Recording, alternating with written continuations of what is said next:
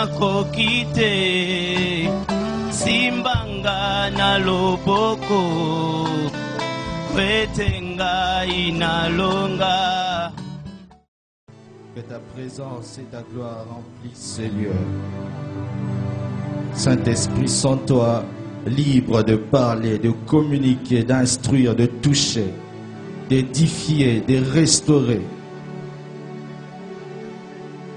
Parle au cœur, mais surtout aux esprits, Père, afin qu'une révolte commence ce matin dans la vie de plusieurs. Je te recommande ces cultes. Entre tes mains, je m'abandonne, Père. Et nous comptons sur toi, Saint-Esprit, pour être l'acteur principal en ce lieu, afin que Christ soit glorifié. Au nom de Jésus, nous avons ainsi prié et dit Amen. Est-ce que tu peux une fois de plus acclamer le Seigneur? Salue ton voisin en respectant les mesures barrières. Quant à moi, je vous salue au nom de Jésus. Je disais que je vous salue au nom de Jésus. Je suis très heureux d'être là ce matin. Je ne sais pas si c'est aussi ton cas, mais il y a comme une onction de joie ici, n'est-ce pas? Que Dieu soit béni pour cela. Je remercie le Seigneur pour sa grâce, sa faveur, sa bonté, sa fidélité, pour cette belle opportunité en ce matin. C'est une grande opportunité, mais une très grande responsabilité aussi. Quand papa m'a appelé pour me dire tu me remplaces les dimanches au premier culte, j'ai tremblé. Je crois qu'il s'est rendu compte de ça au téléphone. Tout ce que j'arrivais à dire c'était oui papa. Je n'entendais même plus ce qu'il disait, je répondais seulement oui papa. Parce que je me disais dimanche, ça lundi, jeudi, mais le dimanche c'est autre chose. C'est pourquoi je remercie papa pour cette marque de confiance et merci aussi à maman et à toi aussi qui dans ce froid est venu ici ce matin. Nous sommes au début de l'année et nous allons tenter ce matin par notre enseignement de poser quelques clés, de donner certaines clés pour réussir cette année. Parce que ma prière, c'est que 2021 ne ressemble pas à 2020 dans ta vie. Que ce soit une année nouvelle, une année de restauration et d'accomplissement. Le thème de notre message ce soir, c'est de ce matin. Je suis habitué au soir. Le thème de notre message ce matin, c'est la race de pionniers. Nous allons expliquer pendant le message. Est-ce que nous pouvons nous lever?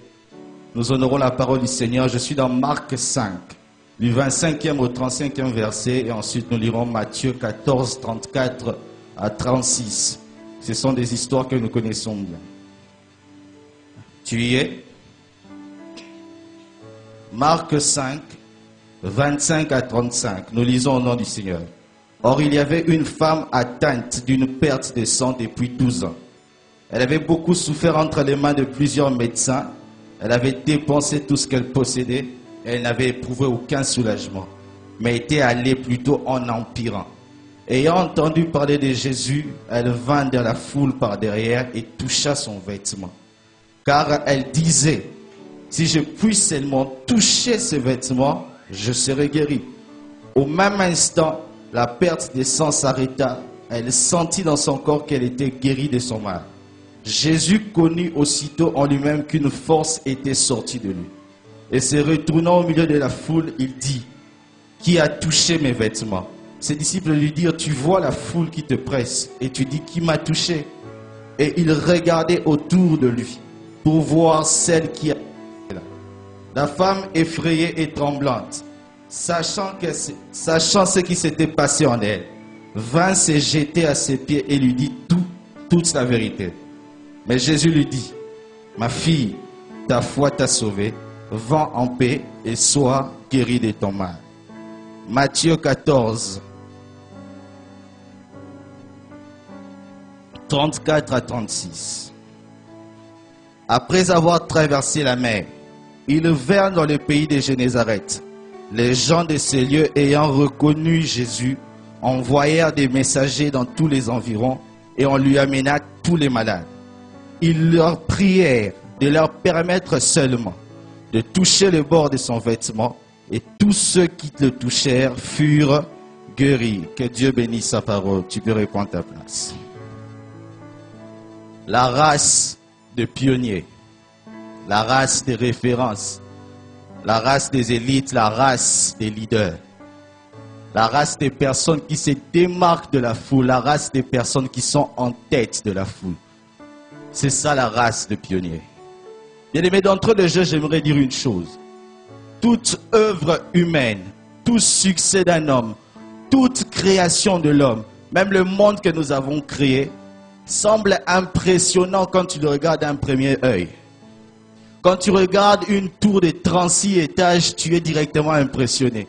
Quand tu vois un homme qui peut diriger toute une foule, tu es directement impressionné.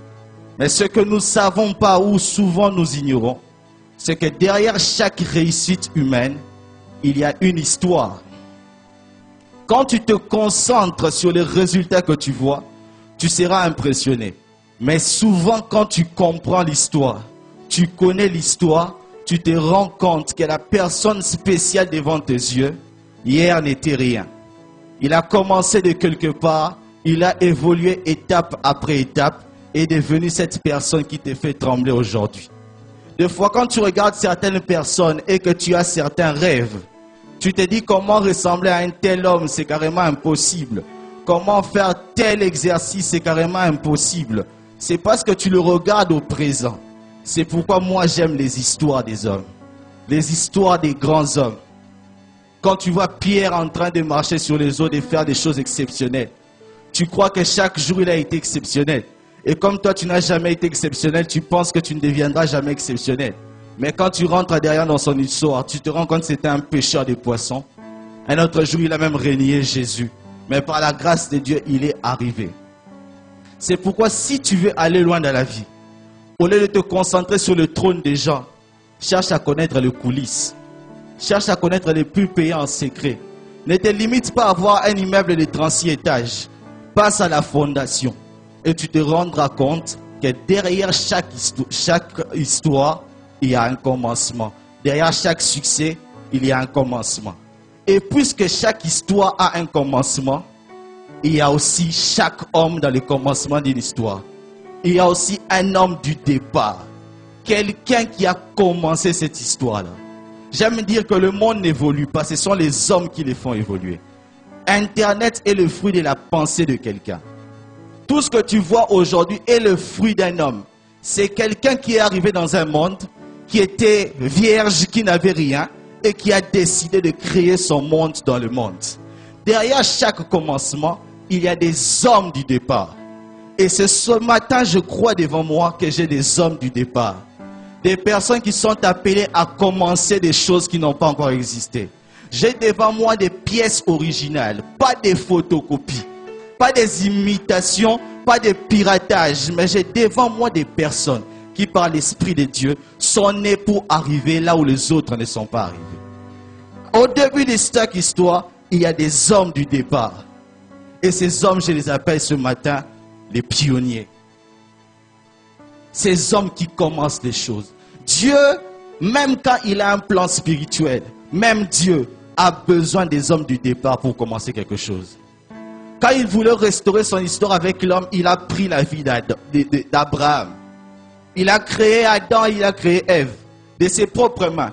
Il pouvait créer le reste de la création aussi. Mais il a dit à Adam et à Ève, vous multipliez-vous et remplissez la terre. Parce que c'est comme ça que Dieu fonctionne. Non pas parce qu'il manque de capacités, mais Dieu n'aime pas que ses œuvres soient prises dans les hasards. C'est pourquoi il choisit toujours un homme qu'il met au départ d'une histoire. Et ces personnes, ce sont des pionniers. C'est quoi une race? C'est quoi le terme race? Race veut dire lignée ou ensemble des descendants et ascendants. Mais c'est la deuxième définition qui me tique un peu plus. Le mot race veut dire groupe d'individus qui se distinguent des autres par des caractères biologiques ou physiologiques.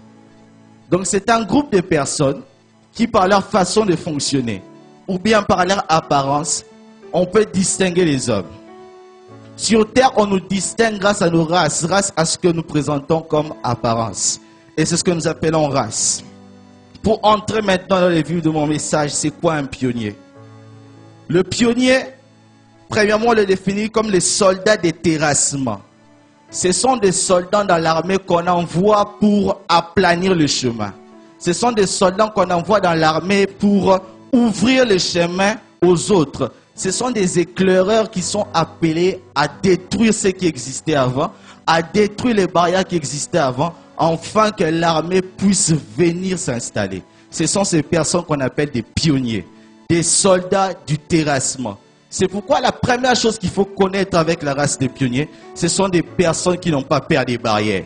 Ce sont des personnes qui n'ont pas peur des limites. Bien aimé, les limites existeront toujours. Mais quand toi tu en auras peur, quelqu'un d'autre moins qualifié que toi viendra mais sera plus courageux que toi et le sautera. L'une des choses qui m'encourage dans la vie, je me répète toujours cette phrase. Je me dis toujours que chaque jour, il y a des personnes moins intelligentes que moi, moins capables que moi, qui font des choses que je ne fais pas. Alors pourquoi pas moi? Chaque jour, il y a des personnes moins bien placées que toi, qui font des choses que toi tu ne fais pas, parce qu'ils n'ont pas peur des barrières. Deuxièmement, les pionniers, ce sont des colonisateurs. Des colonisateurs qui s'installent sur une terre inexplorée. Ils viennent dans des domaines qui ne sont pas encore explorés.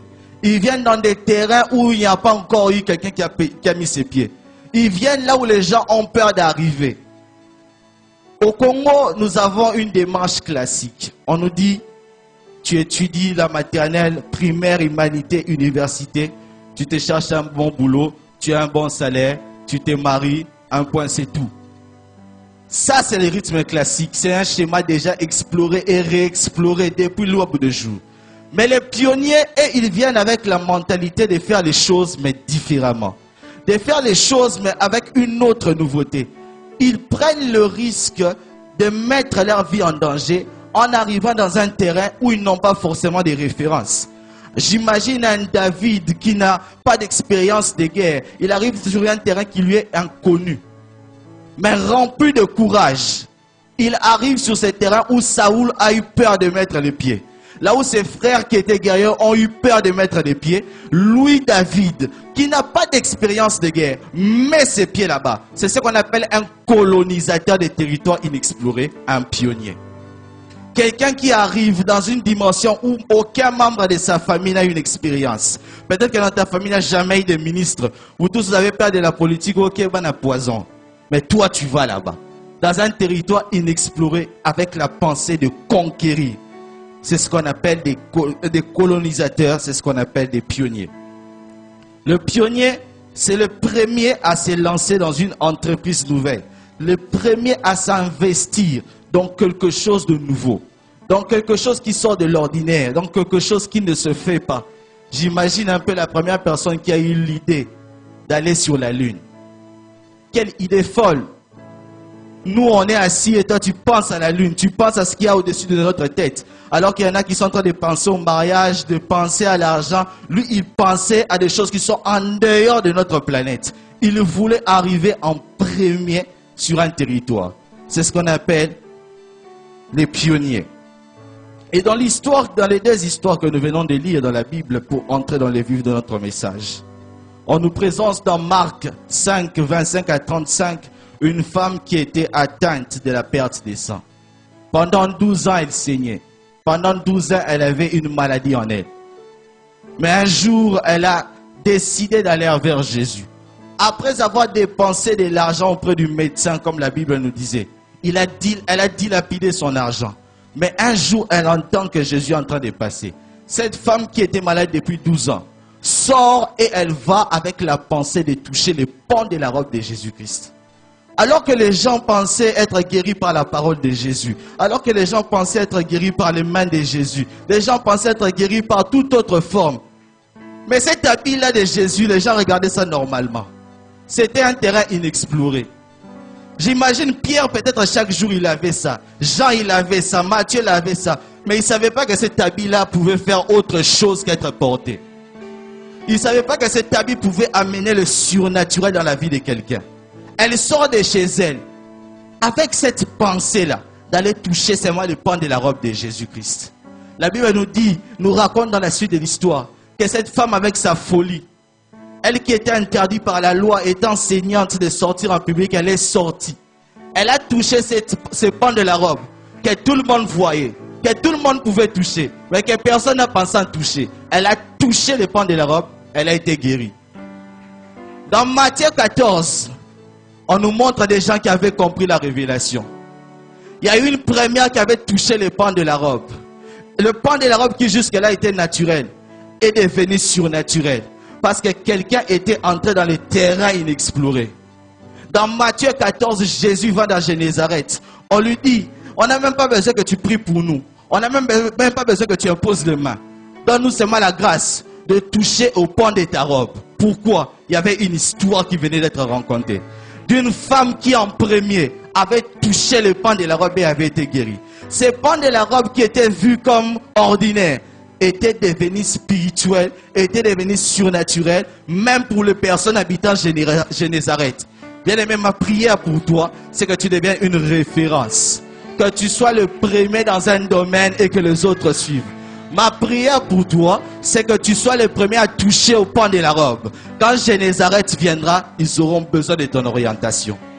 Le pionnier, c'est cette femme-là qui sort avec la pensée. Une pensée nouvelle.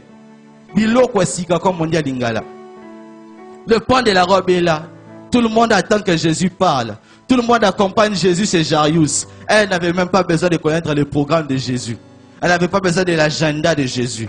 Elle a touché le pan de la robe. Et elle est devenue une pionnière. Une première à commencer des choses avec le pan de la robe de Jésus-Christ. Et s'inspirant de cette femme, nous allons ce matin tirer les leçons de son acte et comprendre c'est quoi une race des pionniers. Premièrement, vous comprendrez que dans la vie de cette femme, il y avait 3 caractéristiques importantes qu'on retrouve chez les pionniers. Elle était malade pendant 12 ans. Bien aimé, quand tu souffres d'une maladie pendant 12 ans, ça devient carrément ta vie. On entend des gens dire que attention. Donc, il y a attention. Donc, il y a une attention, camarade. Pendant 12 ans, elle souffrait d'une maladie. Elle pouvait se dire, bon, c'est devenu ma vie. Mais non, elle ne voulait pas de ça. 3 choses importantes à comprendre chez la race des pionniers. Premièrement, ils ne supportent pas la monotonie. Cette femme, pendant 12 ans, elle avait la même vie. Vous savez, en réalité, est-ce que la perte de sang, c'est une maladie? Non. Nos mamans le savent mieux que nous. Que pour une femme, la perte de sang par mois, c'est une bénédiction. Parce que ça veut dire que tu peux être mère. Mais son problème à elle, ce n'était pas la perte de sang. Le problème de cette femme, c'était le temps que la perte de sang avait pris. Ce qui devait couler pendant quelques jours, a coulé pendant 12 ans. Donc son problème en réalité, ce n'était pas qu'elle perdait du sang. Mais c'est qu'elle a perdu du sang pendant longtemps. C'est comme ça que les pionniers aussi n'ont pas de problème avec le faible commencement. Ils n'ont pas de problème avec une façon de faire les choses. Ils ont un problème avec le temps que cette chose doit prendre. Ils ont un problème avec le temps que le système doit prendre. Ils ont un problème avec cette façon de fonctionner qui a duré longtemps. Oui, on peut commencer petit. Oui, on peut tous aller dans un même sens. Mais arriver à un moment, il faut que le potentiel particulier que Dieu a placé en nous explose. Et les pionniers, premièrement, ils ne supportent pas la monotonie. Si tu veux devenir une personne qui inaugure de nouvelles saisons, tu dois être une personne qui n'aime pas la monotonie. Comment est-ce que ta vie, imagine un peu ta vie assise sur cette chaise, depuis 2015 à 2021, tu vis dans le même rythme. Chaque jour, tu te réveilles de la même manière. Tu t'endors de la même manière. Tu rencontres les mêmes amis. Tu as les mêmes fréquentations, les mêmes contacts. Ce n'est pas un problème d'avoir des amis. Mais quel genre d'amis, à quel niveau et pendant combien de temps? C'est pourquoi ma prière cette année, que Dieu te déconnecte de tes personnes qui sont en train de te distraire, qui sont en train de te désorienter. La première chose, les pionniers ne supportent pas la monotonie. Deuxièmement, le pionnier ne tombe pas dans le conformisme.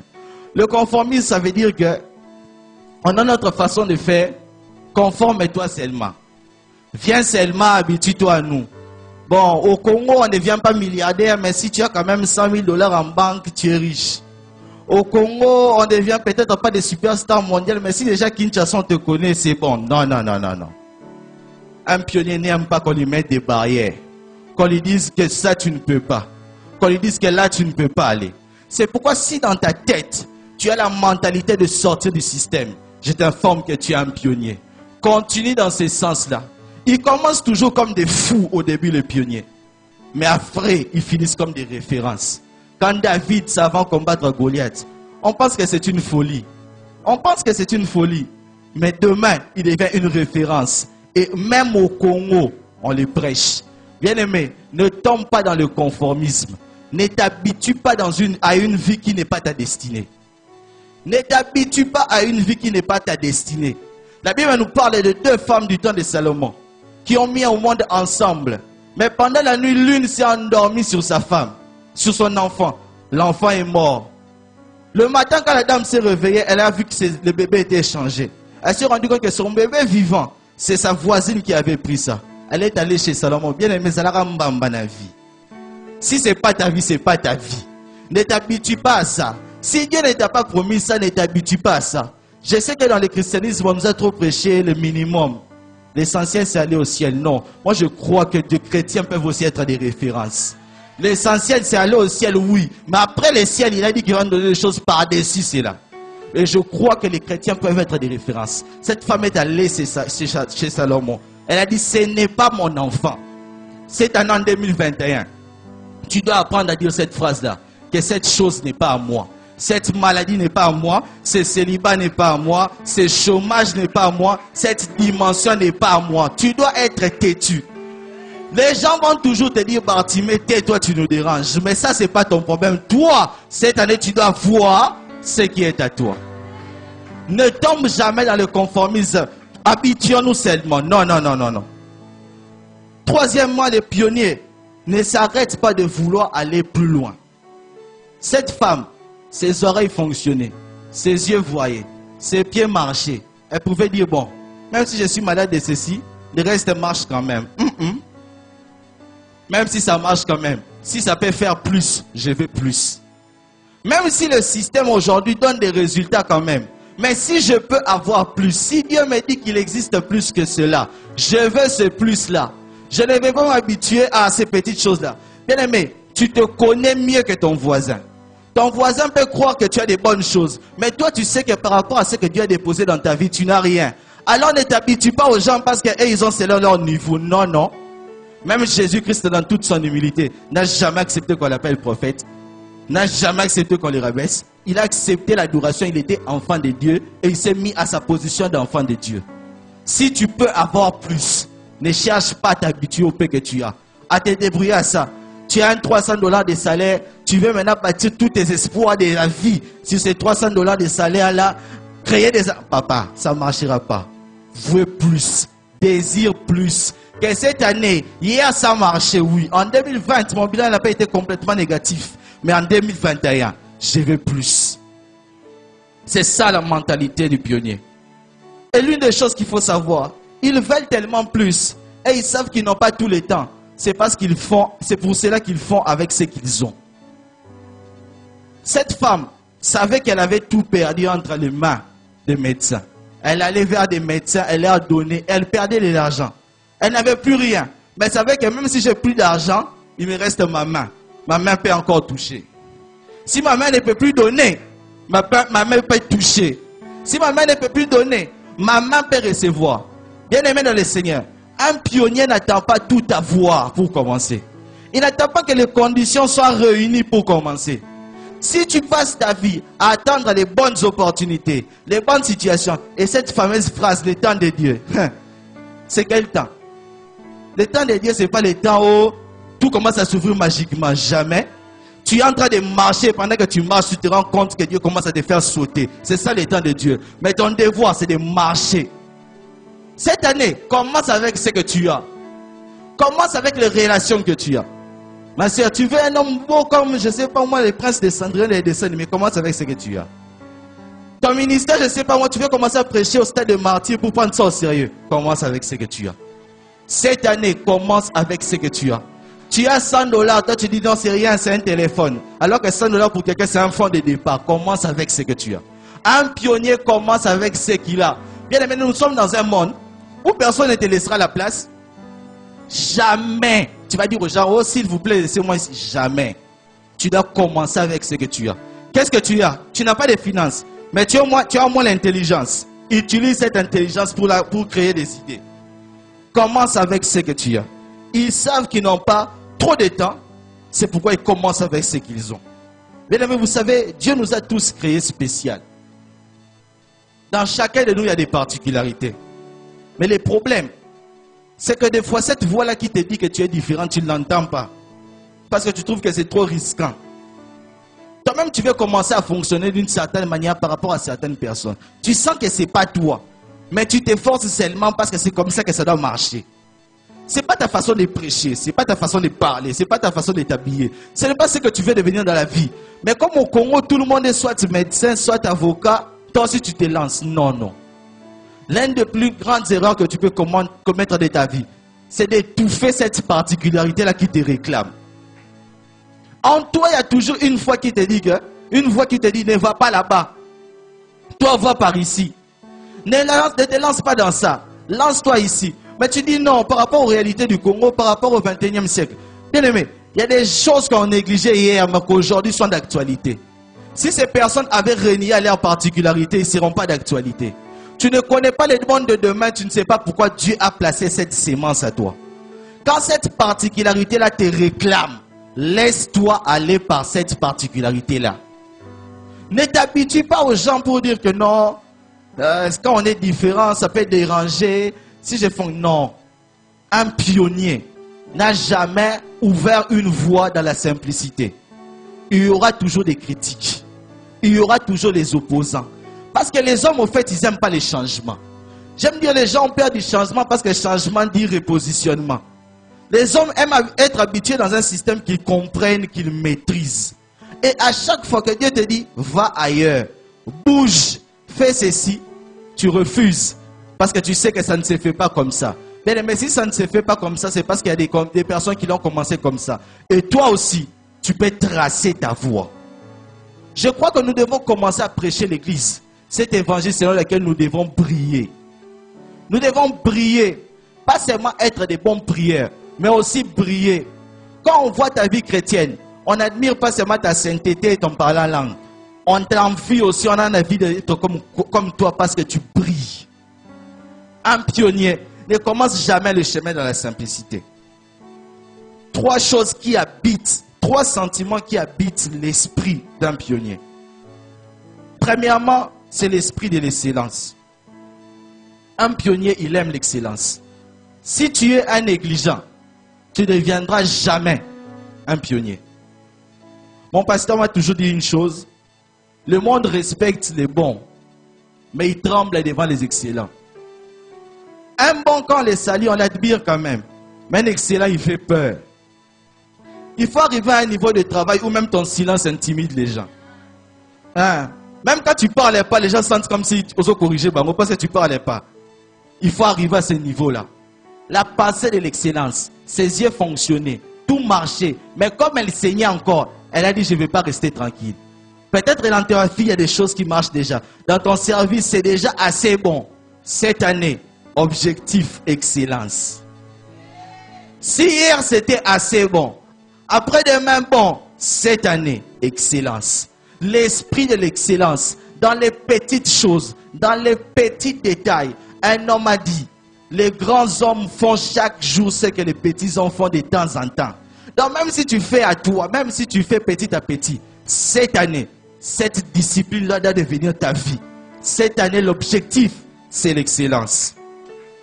Deuxièmement, ils ont l'esprit du sacrifice. Bien aimé, tu peux compter sur la grâce de Dieu, oui. Mais Dieu, il est sérieux avec des personnes qui sont sérieuses. L'esprit du sacrifice. Imaginez qu'elle donnait à un médecin. Elle n'était pas guérie, mais elle continuait de donner quand même. Elle a encore donné jusqu'à avoir tout perdu, mais elle continuait, même les mains vides. Elle pensait toujours à aller tenter quelque chose. L'esprit du sacrifice. Les personnes qui se démarquent, ce sont des personnes qui se sacrifient. J'aime dire que les grands hommes du monde sont des esclaves en secret. esclaves soit de Dieu, soit du travail, ou soit même du diable. Chez les païens là-bas, ils ont fait le mauvais choix. Ils se sont fait esclaves du diable. Jamais tu ne peux vivre en secret comme tout le monde et avoir en public des résultats différents. Jamais. Cette année, tu dois développer l'esprit du sacrifice. On peut t'imposer les mains, les pieds. Si dans ta tête, tu n'as pas encore été libéré de l'esprit de la gratuité, jamais tu ne seras un pionnier. Cette année, décide-toi que vivre une vie orphelité. Paye même pour les petites choses. Décide-toi cette année de ne rien recevoir gratuitement. Paye même pour les petites choses. Des fois, quand je regarde des matchs de football, je vois Lionel Messi et Cristiano Ronaldo. Dans certains matchs, vous vous rendez compte qu'il y a certains joueurs qui ont aussi un peu plus de talent qu'eux. Hein? Certains matchs, ils ne jouent même pas bien. Quelqu'un d'autre a percé plus que lui. Mais pourquoi est-ce que lui, il est une légende? C'est à cause de la constance. Et cette constance-là est attachée au sacrifice dans les secrets. Bien aimé, tu auras des opportunités. Mais si tu es un homme qui n'a pas l'esprit de sacrifice, les opportunités vont te passer. Christ, ce jour-là, ne venait pas dans la maison de cette femme. Elle allait pour guérir la servante de Jairus. Mais cette femme, tellement qu'elle avait l'esprit que tout se paye, elle a payé le prix de sortir. Elle a payé le prix de toucher. Elle qui n'était même pas programmée, a réussi. Bien aimé, un païen qui se sacrifie réussira avec plus que toi avec ta prière. Nous sommes dans un monde où si tu veux que tes idées qui sont abstraites, les pensées de Dieu qui sont spirituelles, deviennent physiques, tu dois poser des actes physiques. Ce sont des actes physiques qui attirent les choses abstraites et spirituelles dans le physique. Jamais tu vas faire des actes spirituels et attendre que ce qui est spirituel devienne physique, jamais. Si tu pries Dieu pour l'onction, l'onction va venir spirituellement. Mais pour que tu vives l'onction, tu vas poser ta main. Tu vas déclarer. Si tu n'aimes pas poser les actes physiques, tu restes dans ta chambre et tu penses que je vais prier le Seigneur et ma destinée va s'accomplir. Jamais. Si Dieu a un plan spirituel pour toi, si tu as des idées qui sont abstraites et tu t'attends à ce que ça puisse prendre chair, tu dois poser des actes avec ta chair. Tu dois investir avec ton argent qui est physique.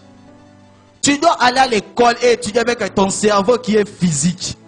Même si tu as l'onction, tu dois avoir un courage d'imposer la main qui est physique. Cette année, prie beaucoup, mais sacrifie-toi aussi beaucoup. Prie beaucoup, mais pose aussi des actes. En 2020, on a déclaré des choses sur toi.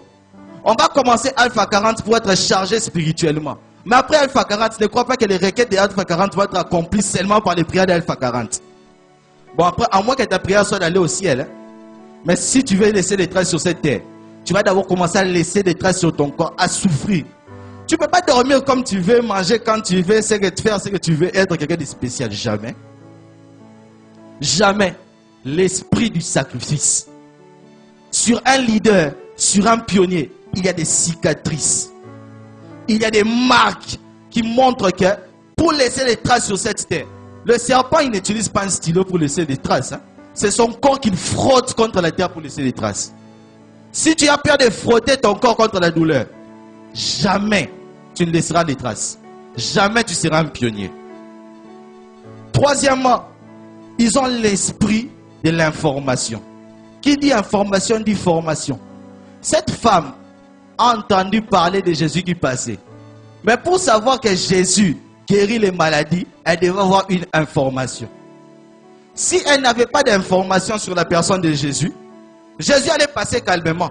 C'est parce qu'elle connaissait qui était Jésus qu'elle est sortie pour toucher au pan de la robe. Cette année, tu dois faire l'effort d'accroître ta connaissance. Moi, je suis étonné de certaines personnes qui disent, bon, français n'a pas d'état libino. Nous sommes dans un monde où tu es soit francophone, soit anglophone. Si tu n'as rien, c'est ton problème. Comme état libiso, rêve non pas état lio. Tu dois apprendre à te développer cette année, à accroître tes connaissances, à lire, à apprendre. Quand tu es avec, moi je suis étonné, quand tu es avec quelqu'un, tu sais que cette personne a des potentialités que je n'ai pas, une intelligence que je n'ai pas. Quand vous parlez de futurité, c'est toi qui es perdant. Pose-lui des vraies questions. Demande à savoir, cette année si tu veux réussir aussi, tu auras besoin de plus d'informations qu'en 2020.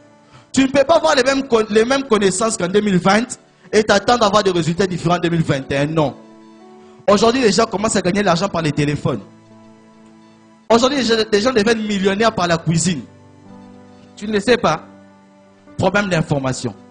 Les études que tu as faites, je ne sais pas moi, au temps de Mobutu, ne sont plus d'actualité. Tu as fait la médecine, peut-être on t'avait appris que telle chose est impossible. Aujourd'hui, c'est possible. En droit, les articles changent chaque jour. Donc, si tu n'as pas l'esprit d'information, jamais tu ne seras un pionnier. Ce qui fait la différence des pionniers, ce ne sont pas leurs muscles, c'est ce qu'ils ont dans la tête. C'est ce qu'ils ont dans la tête. Certaines personnes se battent pour des postes, d'autres les postes vont les chercher. À cause de l'information, à cause de ce qu'ils ont dans la tête. Dans la vie, tu dois te travailler dans la manière, dans la quantité de devenir une source, non pas un canal. Dans ta vie, quand tu travailles, quel que soit ton domaine, tu dois travailler de sorte à devenir une source, non pas un canal. Non pas faire les choses que les autres ont fait et puis canaliser ça de ta manière, non. Mais commencer à dégager des choses de sorte que les autres viennent puiser chez toi. Cette année, tu dois travailler dans la pensée de devenir une source. Pas de devenir un simple ouvrier, pas de devenir un simple dépôt, non. Devenir quelque chose où quand tu prêches dans ta prédication, les autres peuvent sortir une autre prédication. Ou quand tu chantes dans ta chanson, quelqu'un d'autre tire une autre inspiration. Ou quand tu t'habilles, quelqu'un te regarde et a envie de te copier. Cette année, tu dois travailler dans la mesure de devenir une source, non pas un canal. Avoir une avance sur les autres. Bien aimé, pour toucher au pan de la robe de Jésus, tu dois disparaître de la foule. Parce que la robe est en bas. La foule se concentre sur le dessus. Mais la robe est en bas, donc tu dois descendre. Et quand tu descends pour toucher au pan de la robe de Jésus, on ne te voit plus. C'est pourquoi, même quand il a touché Jésus, Jésus ne s'est pas rendu compte si c'était qui. Cette année, tu dois disparaître de la foule.